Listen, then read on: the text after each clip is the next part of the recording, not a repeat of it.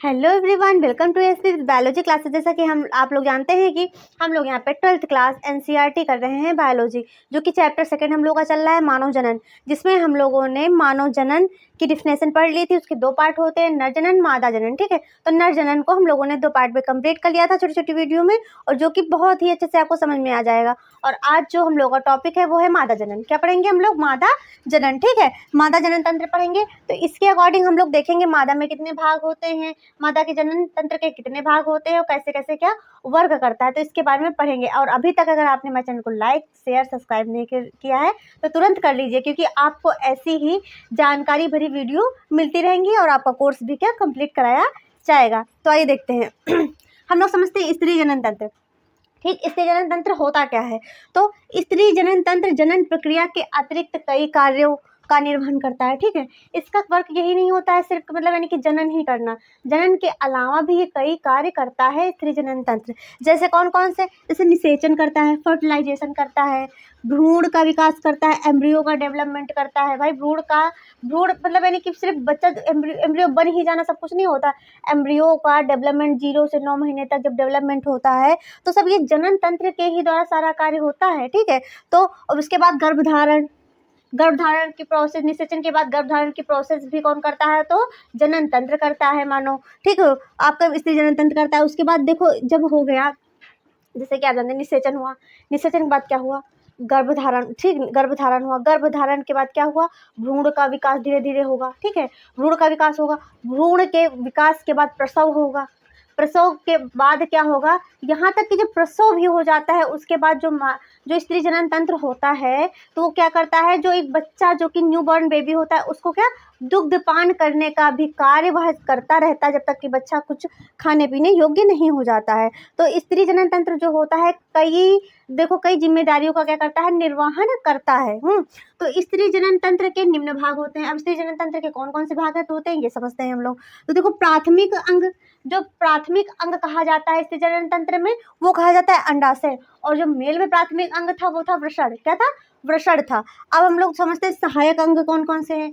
सहायक अंग आपका क्या है? देखो, अंडवाहिनी है, गर्भाशय है, गर्भाशय ग्रीवा है और योनि है। ठीक, गर्भाशय है, देखो सहायक अंग क्या है? अंडवाहिनी है, गर्भाशय, गर्भाशय ग्रीवा है और योनि है। ठीक है, तो हम लोग पहले देखो प्राथमिक अंग पढ़ लेंगे, उसके बाद क्या पढ़ेंगे? सहायक अंग पढ़ेंगे। ठीक है, तो अब हम लोग देखते हैं प्राथमिक अंग। प्राथमिक अंग में हम लोग अंडाशय यानी कि ओवरी के बारे में पढ़ेंगे। ठीक है, तो देखो नंबर 1 पे क्या लिखा है? अंडाशय स्त्रियों में प्रमुख प्रजनन अंग होता है। सबसे पहले अगर पूछा जाए अंडाशय मतलब यानी जो स्त्रियां होती हैं उनमें प्रमुख प्रजनन अंग कौन सा है, तो आप बताएंगे कि अंडाशय है। ठीक है, अंडाशय ये संख्या में कितने होते हैं? 2 होते हैं।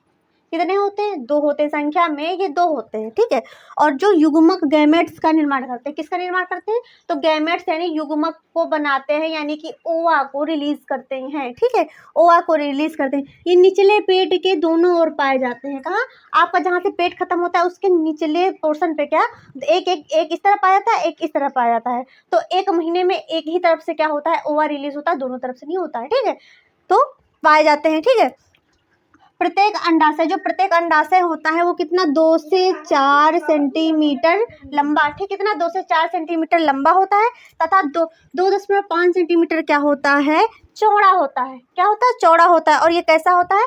तो अंडाकार होता है। कैसा होता है? अंडाकार होता है। देखो इसकी जो लंबाई होती है वो 2 से 4 सेंटीमीटर होती है, जो चौड़ाई होती है वो कितनी होती है? 2 से 5 सेंटीमीटर तक होती है। और ये कैसा होता है? ये अंडाकार का होता है, यानी कि ओ जो होता है एकदम ओवल शेप्ड का होता है। जो आपने एक देखा होगा, मुर्गी का अंडा देखा होगा, तो उसके साइज का हो मतलब यानी कि वही आकार होता है। ठीक है, अब क्या यह एक झिल्ली के द्वारा गर्भाशय और श्रोणि की भित्ति से जुड़ा होता है। अगर पूछा जाए या श्रोणि की भित्ति से किसके द्वारा जुड़ा होता है तो आप बताएंगे देखो गर्भाशय किसके द्वारा जुड़ा होता है? तो श्रोणि की भित्ति के द्वारा जुड़ा होता है। जो अंडाशय होता है वह गर्भाशय से श्रोणि की भित्ति के द्वारा क्या होता है? जुड़ा हुआ होता है, जिसे क्या कहते हैं? मीसोवेरियम कहते हैं। ठीक, जिससे जुड़ा होता है उससे क्या कहते हैं? मीसोवेरियम उस स्थान को कहते हैं।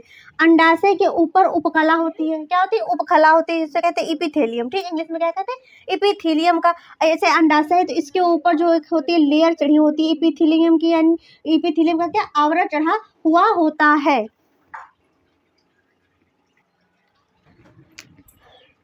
फिर देखिए अंडाशय के आंतरिक ऊतकों की जो पीठिका होती है, जो अंडाशय जो होता है उसके आंतरिक पीठिकों की जो पीठिका जो पीठिका होती है उसको इंग्लिश में क्या कहते हैं, स्ट्रोमल कहते हैं। क्या कहते हैं, स्ट्रोमल कहते हैं। तो पीठिका के दो भाग होते हैं, जो अंडाशय के अंदर की जो लेयर होती है उसको पीठिका कहते हैं। ठीक, पीठिका यानी कि स्ट्रोमल कहते हैं। ठीक है, तो इसके भी दो भाग होते हैं, जो पीठिका होती है उसके भी कितने भाग होते हैं, दो भाग होते हैं। पहले को बोलते हैं परिधीय कॉर्टेक्स यानी कि पेरिफेरल कॉर्टेक्स। ठीक है, दूसरा जो भाग होता है उसको बोलते हैं आंतरिक कॉर्टेक्स।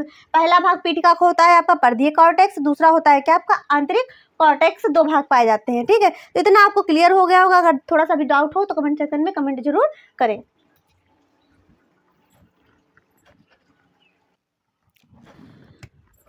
अब हम लोग देखते हैं परिधीय कॉर्टेक्स में अनेक सूक्ष्म जो होती है सूक्ष्म अंडपुटिकाएं पाई जाती हैं। जो परिधीय कॉर्टेक्स पाया जाता है उसमें क्या पाई जाती है, सूक्ष्म अंडपुटिकाएं पाई जाती हैं। ठीक है, और जिन्हें क्या कहते हैं, ग्राफियन पुटिकाएं कहते हैं। यही जो सूक्ष्म छोटी छोटी जो पुटिकाएं पाई जाती है इन्हीं को ग्राफियन पुटिकाएं कहा जाता है। ठीक है, क्या कहा जाता है, ग्राफियन पुटिकाएं कहा जाता है। ग्राफियन पुटिका में क्या होता है, अंडक कोशिका उपस्थित होती है।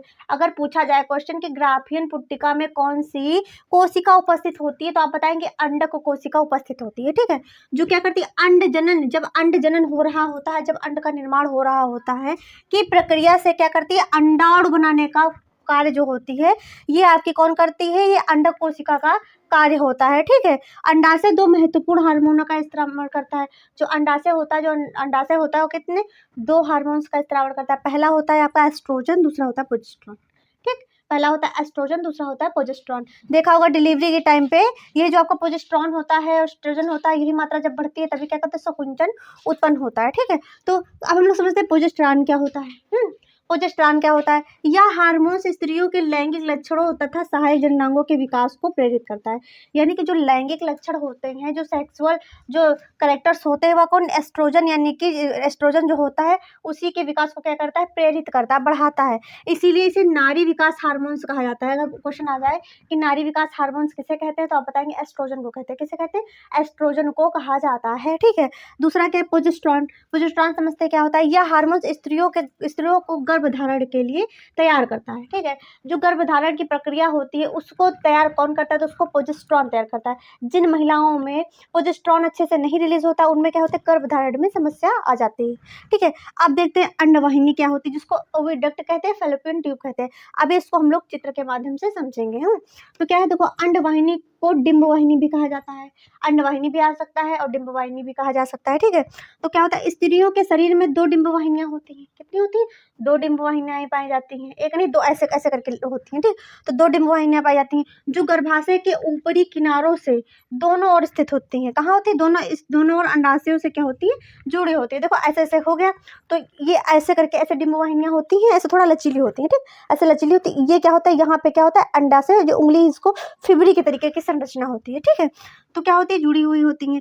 प्रत्येक अंडवाहिनी लगभग कितने, 10 से 12 सेंटीमीटर लंबी होती है। प्रत्येक जो अंडवाहिनी होती है वो 10 से 12 सेंटीमीटर लंबी होती है। ठीक है, और क्या होती है, अंडवाहिनी का वह सिरा जो अंडाशयों से जुड़ा होता है एक कीप। ठीक, एक कीप, ऐसे कीप आकार की क्या होती है, आकार बनाए हुए होता है। इस पर फिब्री, इस पर क्या लगी रहती है, जैसे कि देखो ये कीप हो गई। ठीक, ये कीप हो गई और इस पर क्या उंगलियां जैसे होगी, फिब्री, उंगलियां कैसे होगी, फिब्री का कार्य कर रही है। ठीक, तो कीप पर क्या होती है, फिब्री नामक सूक्ष्म क्या होती है, संरचनाएं होती है। फिब्री नामक छोटी छोटी छोटी छोटी रोएदार क्या होती है, संरचनाएं होती हैं, जो अंडाशय द्वार द्वारा क्या करती हैं, जब अंडाशय द्वार द्वारा क्या हो रहा होता है, अंडोत्सर्ग के समय क्या करती है, अंडाणुओं को ऐसे पकड़ पकड़ के क्या करती हैं, संग्रहण करती हैं। तो इतना समझ में आ गया। अब हम लोग चित्र के माध्यम से इसको देखते हैं।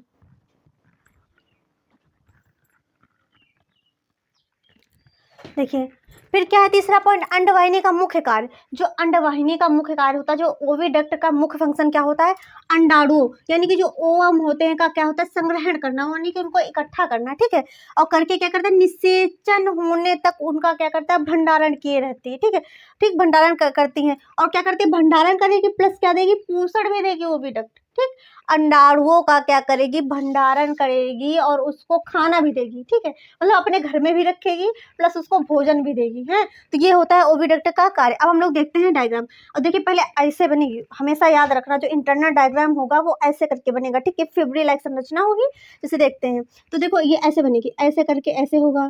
ठीक, भैया देखो ज़्यादा सही नहीं बन पा रहा है, रफली बना रहे हैं, तो ऐसे करके ऐसे ये संरचनाएं होंगी, ठीक, ऐसे बनी होगी संरचना, ठीक, ऐसे करके फिर ऐसे आएगा, ये ऐसे आएगी, फिर ये आपकी हो जाएगी, ये एक्सटर्नल पार्ट हो जाएगा, ठीक। इसमें रुको, इसकी संरचना ऐसे आएगी, ठीक, ऐसे आएगी। ये देखो छोटी छोटी संरचनाएं किसी की फिबरी टाइप की लगी हुई होंगी, और यहाँ पे क्या ऐसे अंडाणु लगा होगा, यानी फिबरी से क्या होगा, अटैच होगा, ठीक है। तो अब देखते हैं, इसको कहेंगे हम लोग ओविडक्ट यानी कि अंडवाहिनी, ओविडक्ट हो गई। ये आपकी 2 ओवरीज हो गई, क्या हो गई, 2 ओवरीज हो गई, ये भी ओवरीज है,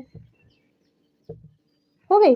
ये आपका क्या हो, देखो ये आपकी हो गई सर्विक्स, ठीक, ये आपकी हो गई सर्विक्स, ठीक है, ये आपकी सर्विक्स हो गई, और ये आपका क्या, जो ये पोर्शन है, ये हो गया आपका यूटरस, ठीक, क्या होगा, यूटरस होगा, ये आपकी क्या हो गई, ये आपकी जो हो जाएगी, ये आपकी वजाइना हो जाएगी, ठीक है,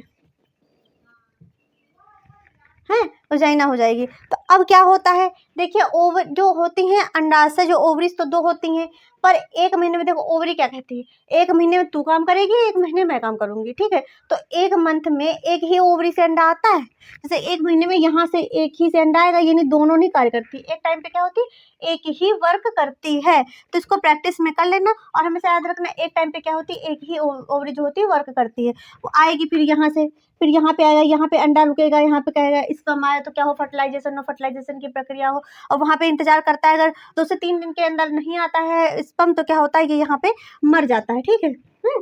यहाँ पे क्या होता है, अंडाणु नहीं पहुँच पाता है, तो क्या होता है स्पर्म, देखो यहाँ पे क्या होता है, 2 से 3 दिन तक रहते, तो क्या होता है, अगर फर्टिलाइजेशन नहीं हुआ तो क्या होता है, स्पर्म कब मर जाता है, फिर क्या होता है, अंडाणु क्या करता है, इंतजार में बैठा हुआ होता है, और फिर धीरे धीरे क्या होता है, फिर जब मंथ पूरा कंप्लीट हो जाता है, तो क्या अंडोत्सर्ग की प्रक्रिया जो होती है वो चालू हो जाती है। तो ये हम लोगों का हो गया, हम लोगों ने यहाँ तक कंप्लीट कर लिया। अब हम लोग पढ़ेंगे यूट्रस पढ़ेंगे, और उसका जो होता है वर्जाइना के एक्सटर्नल पार्ट पढ़ेंगे। तो अगर आपको हमारी क्लास अच्छी लगी तो हमारी वीडियो को ज़्यादा से ज़्यादा शेयर करें, चैनल को लाइक करें, शेयर करें, सब्सक्राइब करें। मिलते हैं नेक्स्ट क्लास में। Thanks for watching.